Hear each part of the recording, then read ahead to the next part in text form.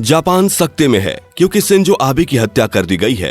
क्या आप जानते हैं कि शिंजो आबे की हत्या पर भारत के नेताओं की प्रतिक्रिया क्या रही? क्या आप जानते हैं कि शिंजो आबे की हत्या में किस हथियार का प्रयोग किया गया? क्या आप जानते हैं कि शिंजो आबे की हत्या का विश्व पर क्या प्रभाव पड़ा है? जानेंगे सब कुछ आज के इस वीडियो में। बने रहिए हमारे साथ अंत तक। जापान के पूर्व प्रधानमंत्री शिंजो आबे का शुक्रवार को निधन हो गया। आबे पर सुबह ही हमला हुआ था। यह हमला उस वक्त हुआ जब नारा शहर में शिंजो आबे भाषण दे रहे थे। हमलावर ने पीछे से उन पर 2 गोलियां दागी, जिसके बाद शिंजो आबे जमीन पर गिर पड़े और उनके शरीर से खून बहता दिखाई दिया। खबर आ रही है कि जापान के पूर्व प्रधानमंत्री शिंजो आबे का शुक्रवार को निधन हो गया है। इस पर भारत के विभिन्न राजनीतिज्ञों और नेताओं की क्या है प्रतिक्रिया, चलिए आज की इस वीडियो में हम आपको बताते हैं। विदेश मंत्री एस जयशंकर ने शुक्रवार को जापान के पूर्व प्रधानमंत्री शिंजो आबे के निधन पर गहरा शोक व्यक्त करते हुए कहा कि जापान, भारत और दुनिया के लिए यह दुखद दिन है। जयशंकर ने ट्वीट किया कि जापान, भारत, दुनिया और व्यक्तिगत रूप से मेरे लिए दुखद दिन है। दलाई लामा ने भी शिंजो आबे को याद किया है। तिब्बती आध्यात्मिक गुरु दलाई लामा ने कहा कि मुझे यह सुनकर गहरा दुख है कि मेरे दोस्त शिंजो आबे का आज सुबह एक हमले में निधन हो गया। मैं उनके लिए प्रार्थना करता हूँ। वहीं शाह ने भी अपनी संवेदनाएं व्यक्त की हैं। केंद्रीय मंत्री अमित शाह ने जापान के पूर्व प्रधानमंत्री शिंजो आबे की हत्या पर उनके परिवार, अनुयायियों और जापान के लोगों के प्रति संवेदना व्यक्त की है।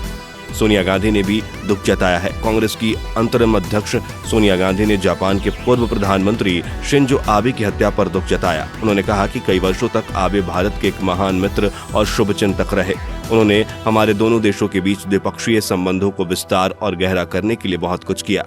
राहुल गांधी ने भी आबे की हत्या पर दुख जताया है। कांग्रेस के पूर्व अध्यक्ष राहुल गांधी ने जापान के पूर्व प्रधानमंत्री शिंजो आबे की हत्या पर दुख जताया। राहुल ने भारत जापान संबंधों को मजबूती देने में उनके योगदान को याद किया। पीएम मोदी ने आबे के साथ फोटो साझा कर उन्हें संवेदनाएं व्यक्त की हैं। प्रधानमंत्री नरेंद्र मोदी ने टोक्यो में अपने प्रिय मित्र शिंजो आबे के साथ अपनी सबसे हालिया मुलाकात की एक तस्वीर साझा की। प्रधानमंत्री ने कहा कि हमेशा भारत जापान संबंधों को मजबूत करने के लिए भावुक। उन्होंने अभी जापान भारत एसोसिएशन के अध्यक्ष के रूप में पदभार संभाला था।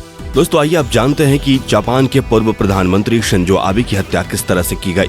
शिंजो आबे की हत्या जिस बंदूक से की गई वह एक देसी कट्टा या तमंचा है, जिसे हत्यारे ने अपने घर पर बनाया था। जापान में हथियारों को लेकर बेहद सख्त कानून है। हर कोई हथियार नहीं रख सकता, इसलिए हत्यारे ने इस बंदूक को अपने ही घर पर बनाया था, जिसे जिप गन कहते हैं। ये भारत के कुछ राज्यों में अपराधियों द्वारा उपयोग में लाए जाने वाले कट्टे या तमंचे की तरह ही होता है। जिप गन को साधारण भाषा में improvised fire arm, pipe gun या स्प्लैग गन भी कहते हैं। इन हथियारों को अधिकृत फैक्ट्रियां नहीं बनाती, या अवैध रूप से तैयार किए जाते हैं। इनका मुख्य उद्देश्य सिर्फ टारगेट को मारना होता है। इनकी क्वालिटी और सटीकता का कोई भरोसा नहीं होता, इसलिए कई बार ऐसे बंदूक का उपयोग करते समय विस्फोट करके ये फट जाते हैं। आमतौर पर अपराधी और घुसपैठी ऐसी बंदूक का उपयोग करते हैं, या फिर हिंसक समूहों द्वारा कई देशों में ऐसे बंदूक का उपयोग किया जाता है।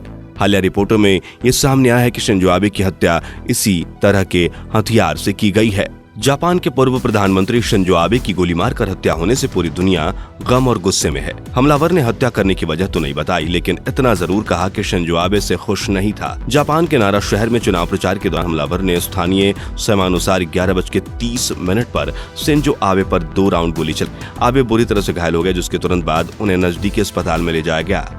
इस हमले की खबर सुनते ही शिंजो आबे की पत्नी अकी आबे बदहवाश हालत में अस्पताल पहुंची, लेकिन तब तक शिंजो आबे कार्डियक अरेस्ट और इंटरनल ब्लीडिंग के कारण बेसुध हो चुके थे। ऐसे में शिंजो आबे की पत्नी अपने पति के आखिरी समय में बात भी नहीं कर सकी। जापान के पूर्व प्रधानमंत्री शिंजो आबे की हत्या से पूरी दुनिया स्तब्ध है।